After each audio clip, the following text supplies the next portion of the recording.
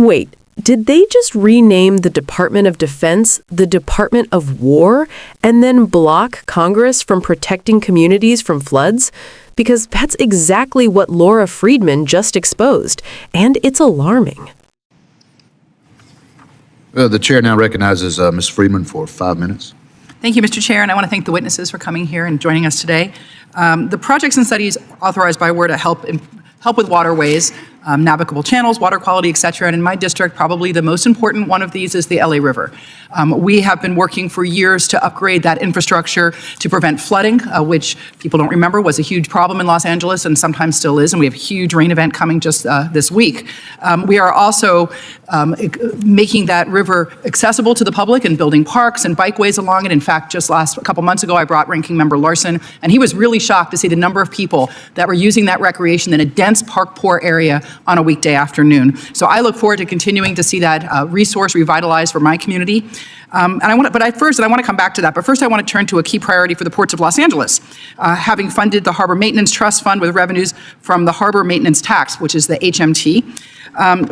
In fact, donor ports like Long Beach account for 50% of all HMT revenue, yet historically they've received less than 2% of HMT revenue in return. So they're donor ports and they're not getting that revenue back.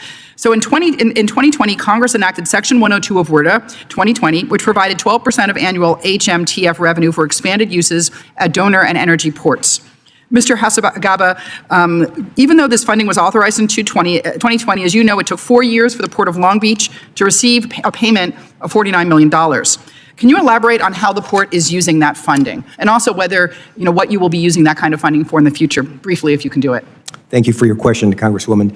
It's important to distinguish between the donor and energy port funding allocated through WRDA 2014, which is continuing to be allocated, and the additional funding through that, what you referenced, Section 102 for in-water expanded uses, that was authorized in WRDA 2020. So what that means for us, the nation's second busiest port, a massive economic engine that generates nearly 3 million jobs and moves cargo through every congressional district, what that meant for us is, in contrast, Section 102 funding, which was not included in the FY25 core work plan, is about $380 million nationwide. For Long Beach, that is a difference of $5.7 million without Section 102 versus $49 million that we received the year prior. So you're talking about nearly a 90% drop in funding that is critical to keep this project that is important for the national security and the national transportation system to be delivered. Sure, and we all saw during COVID that the ports are so essential in terms of supply chain. We saw boats not being able to get in and out and what that meant for consumers, what that meant for prices. So I look forward to engaging with my colleagues to make sure that the funds are allocated as congressionally directed. I want to go back now to the LA River, and I'm going to direct my questions to Ms. Uffner. I wanted to talk about and that was brought up before, the deeply concerning directive that was issued on October 15th by the Department of Defense. They like to call it the Department of War because I guess they don't believe in defense or peace. But this directive requires the Corps districts to obtain approval from the Office of the Assistant Secretary of War of Legislative Affairs before engagement with federal or state elected officials or their staff. Now, we have ongoing communication with the Corps all the time about issues on the LA River, for approval of new bridges that have been funded, for flood improvements so that we keep our communities safe. We have had several conversations with the Corps' LA district over the course of this year to get critical updates on ongoing projects like the restoration project, but now they can't talk to us. They literally, under this directive, can't talk to a member of Congress before getting sign-off from the Secretary of War, which makes no sense to me at all. I want to know from you how you think that this new bureaucracy and bloat is going to impact costs, how it's going to impact the ability to protect people from flooding, to get these funded projects done at a time when tariffs are already driving the cost up increasingly every single week. What kind of effect is this going to have? Thank you for your question, Congresswoman. This could potentially have a impact definitely on the WRDA process, let alone with everyday conversations with the Corps.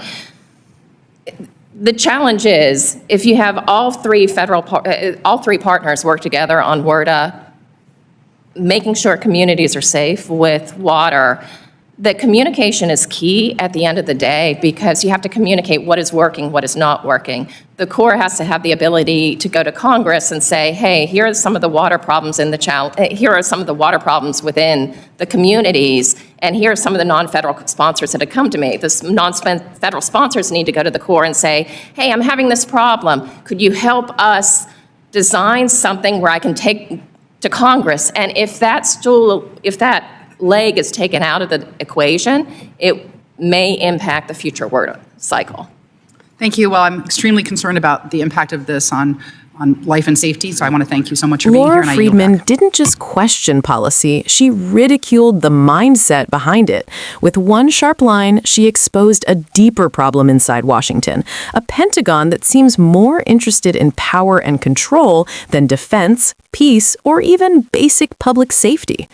Her exchange revealed how a new Department of Defense directive forces the Army Corps of Engineers to get political approval before speaking to Congress, even on urgent infrastructure projects like flood prevention along the LA River.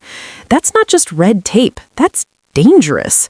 Friedman made it clear, when communication is cut off, costs rise, projects stall, and communities suffer, especially as climate-driven storms grow more intense and tariffs drive construction prices higher. The irony couldn't be louder. A so-called Department of War blocking life-saving work in the name of bureaucracy. This moment wasn't flashy yelling, it was surgical accountability, exposing how misplaced priorities in Washington can quietly put lives at risk.